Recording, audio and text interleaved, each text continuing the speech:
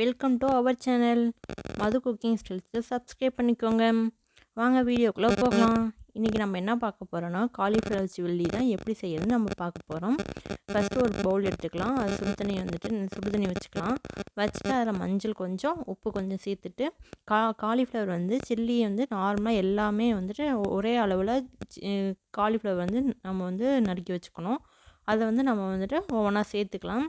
அதில் இருக்கிற புழு தூசி எல்லாமே சுடு தண்ணியில் செத்து போயிடும். அதுக்காக தான் நம்ம க்ளீன் பண்ணுறதுக்காக தான் நம்ம சுடு தண்ணியை வச்சுக்கிறோம். வச்சுட்டு சேர்த்துட்டு அது கொஞ்சம் நேரம் அந்த சுடு தண்ணியிலேயே இருக்கட்டும். காலிஃப்ளவர் அதுலேயே சுடு தண்ணியில் கொஞ்சம் நேரம் இருந்துச்சுன்னா அது வெந்துடும். அதுக்கப்புறம் நம்ம அதை தனியாக எடுத்துக்கலாம். எடுத்துட்டு அதை தண்ணி இல்லாமல் வடிகட்டிக்கலாம். இப்போ மசாலா சேர்க்குறத வாங்க பார்க்க போகலாம். ஃபஸ்ட்டு கொஞ்சம் கார்ன்ஃப்ளவர் மாவு, கொஞ்சம் கடலை மாவு, அப்புறம் கொஞ்சம் வரமிளகாத்தூள், மஞ்சள் தூள் அண்டு மிளகுத்தூள் கொஞ்சம்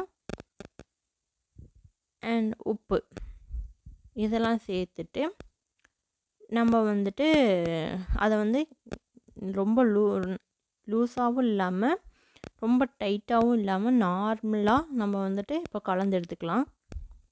தண்ணி கொஞ்சம் கொஞ்சமாக ஊற்றி நம்ம கலந்து எடுத்துக்கலாம். அப்போ தான் காலிஃப்ளவர் போடுறப்போ அதோட மசாலாலாம் உதிராமல் அப்படியே சில்லி மாதிரி நம்மளுக்கு கிடைக்கும். அதுக்காக தான் அப்படி நம்ம சேர்த்துக்கிறோம். உங்களுக்கு இன்னும் மசாலா வேணும்னா நீங்கள் கார்ன்ஃப்ளவர் மாவும் கடலை மாவும் சேர்த்துக்கலாம். உங்கள் அளவுக்கு எடுத்த மாதிரி நீங்கள் சேர்த்துக்கோங்க. அப்போ தான் இந்த மசாலா உதிராமல் இருக்கும். உங்களுக்கு மசாலா அதிகம் வேணும்னா சேர்த்துக்கோங்க. அப்புறம் நம்ம இப்போ என்ன பார்க்க போகிறோம்னா நம்ம நல்லா கலந்து எடுத்துக்கலாம். அதுக்கப்புறம் காலிஃப்ளவரை தண்ணி இல்லாமல் வடிகட்டி எடுத்து வச்சுருப்போம்ல, அதை இப்போ இதில் போட்டு பிரட்டிக்கலாம். அது எல்லா பக்கமும் காலிஃப்ளவரில் அந்த மசாலா ஒட்டியிருக்கணும். அப்போ தான் அது உதிராமல் எல்லா பக்கமும் அதோட எசனஸ் உள்ளே இறங்கியிருக்கும். அதுக்காக தான் நம்ம நல்லா பிரட்டிக்கலாம். பிரட்டினா தான் நம்ம எண்ணெயில் போடுறப்போ உதிராமல் இப்போ தான் உதிராமல் கிடைக்கும். நம்ம இப்போ நல்லா நம்ம கலந்துக்கலாம். கலந்து அதை தனியாக எடுத்து வச்சுக்கலாம். எடுத்து வச்சுட்டு இங்கிட்ட ஒரு பேனலில் நம்ம எண்ணெய் ஊற்றி நல்லா காய்ச்சிக்கலாம்.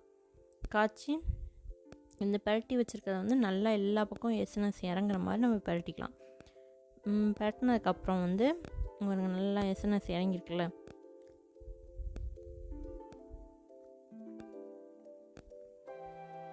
நல்லா எண்ணெய் நல்லா காஞ்சிருச்சு. மீடியமும் இல்லாமல் ஸ்லோவும் இல்லாமல், மீடியமாக இருந்துச்சுன்னா கருகிடும், ஸ்லோவாக இருந்துச்சுன்னா எண்ணெய் குடிக்கும். அதனால் மீடியமும் இல்லாமல் ஸ்லோவும் இல்லாமல் சென்டரில் வச்சுக்கலாம். சென்டரில் கேஸை வச்சோன்னா தான் அது நம்மளுக்கு கருகாமையும் இருக்கும், எண்ணெயும் குடிக்காது. அதே மாதிரி போட்ட உடனே நம்ம கிளறிடக்கூடாது.